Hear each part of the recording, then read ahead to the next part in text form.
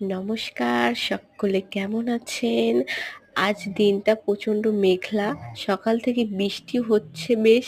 এখানে বেসন নিয়েছি আর কালো জিরে, অল্প একটু হলুদ, লবণ, অল্প অল্প জল দিয়ে একটা ঘন ঘন ব্যাটার তৈরি করে নেব।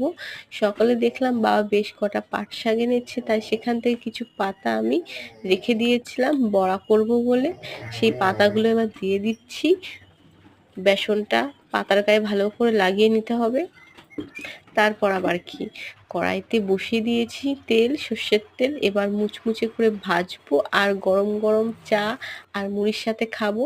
এই দেখুন, আমি একে একে বারবার ভেজে নিচ্ছি। দেখলাম অনেকটাই বেসনটা রয়ে গেছে, তাই কিছু বেগুন কেটে নিয়েছি বেগুনি করব বলে। এই বেগুনিটাও ভাজা হয়ে গেল। বাইরে কিন্তু এখনো বৃষ্টি হচ্ছে। এই যে মেঘলা ওয়েদারে একটু ভাজাভুজি সাথে মুড়ি একটু চা হলে বেশ জমে যায়। এখানে মুড়ি, একটা বেগুনি আর দুটো পাট শাকের বড়া নিয়েছি। বৃষ্টি উপভোগ করছি বাইরের জানলার দিকে তাকিয়ে। তোমাদের আজকের দিনটা কেমন কাটলো অবশ্যই জানাবে।